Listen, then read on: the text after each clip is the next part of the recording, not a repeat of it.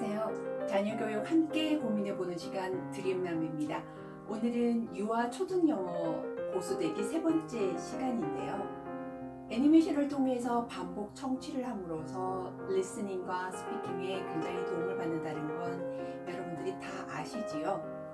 그 중에서도 특별히 이렇게 추천해 드릴 것은 해리포터 영화와 책이에요.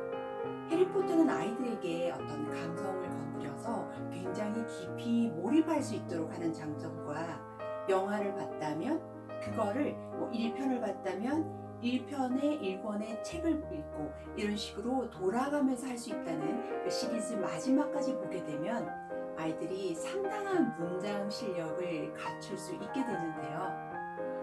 이런 걸 통해서 아이들이 뭔가 나오는 대사를 중얼중얼하기도 하고 해리포터의 소품을 가지고도 놀기도 하고 이러면서 아주 굉장히 흥미로워하고 고급 어휘를 사용하는 모습들을 볼 수 있었어요. 그런데 이렇게 아이가 해리포터의 영화와 책을 통해서 뭔가를 하고 있다면 이게 정말 아이들이 제대로 알고 있는지, 문장 파악은 하고 있는지 이런 게 궁금하시잖아요.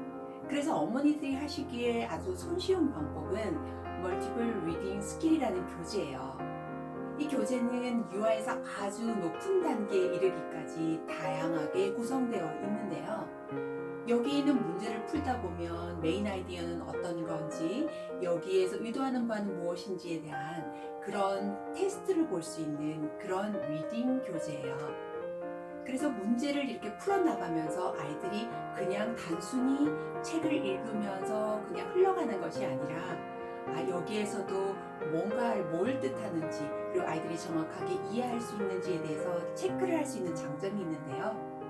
더군다나 이 교재가 어머니들이 해석하시기 어렵다면 해설판도 있어서 어머니들이 아이들에게 적용시키기에 굉장히 용이한 책이라고 추천드려요.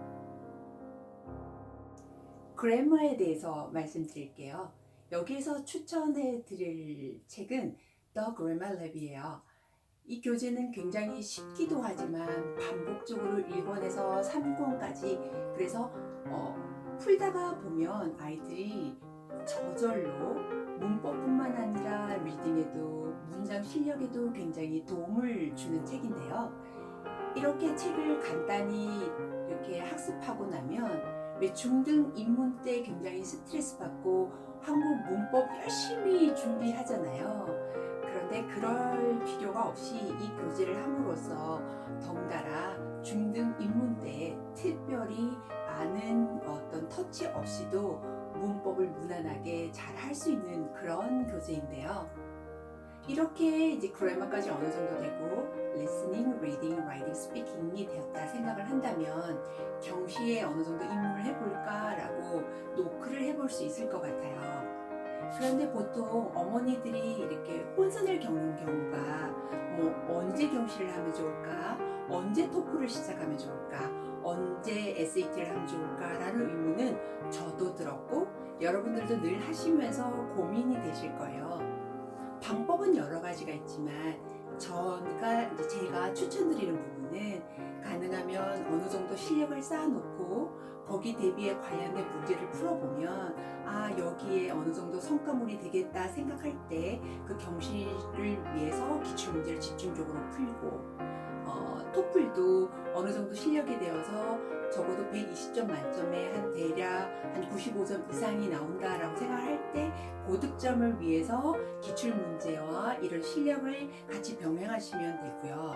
근데 만약에 점수가 70점대 밑이다 이런데도 계속 토플 문제만 풀고는 여기에서는 실력이 더 이상 늘기보다는 어느 시기가 되면 침체 아니면 또 슬럼프, 굉장히 더 높은 단계를 뛰어나가기가 어려워져요. 그래서 여기에서 영어 부분을 탄탄하게 잘 준비하셨다가, 그리고 어떤 아이가 실력이 어느 정도 된다고 생각했을 때 관련된 기출문제를 열심히 풀어보시는 건데요. 여기 기출문제가 한두 번이면 되지 않아 라고 생각하시는데, 만약에 외국에서 이런 얘기 많이 들었잖아요. 외국에서 온 아이가 실력이 부족해서가 아니라 토플을 그 기출문제 경향 파악을 못해서 점수가 낮게 나와서 오히려 이렇게 낭패를 보는 경우도 있는데요. 실력이 어느 정도 된다면 이제 거기에 관련된 기출문제를 풀어봄으로써 아이가 여기에서는 이런 성향의 기출문제로 이런 성향의 시험을 보는구나라는 걸 감을 잡으시는 그런 부분이 필요해요. 그래서 항상 시험 잘 보는 아이라는 얘기가 있잖아요. 여기는 두 가지의 병행인데요. 실력을 쌓아놓으면서 필요한 부분을 꺼집어내어서 거기에 관련된 기출문제를 아주 많이 풀어봄으로써 더 탄탄하게 잘 할 수 있는 거죠.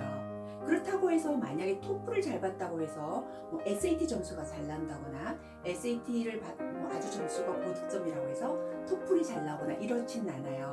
왜냐하면 토플보다는 훨씬 더 난이도가 높은 SAT지만 SAT에서 추구하는 바가 다르고 토플이 다르고 IT가 다르기 때문이에요. 그래서 여러분들은 가장 좋은 방법은 탄탄하게 영어를 준비해 두셨다가 어느 정도 테스트를 보고 거기에 점수가 약간 오를 것 같다라는 그런 정도의 능력이 됐다고 판단이 되셨을 때 그때 토플하고 또는 SAT, IET 같은 그런 기출 문제로 우리 훈련을 하시는 게 좋은 방법이라고 추천드려요. 그리고 궁금하신 부분 있으시면 댓글 남겨주시고 구독 많이 부탁드릴게요. 다음에도 유익한 정보로 여러분을 찾아뵙겠습니다. 감사합니다.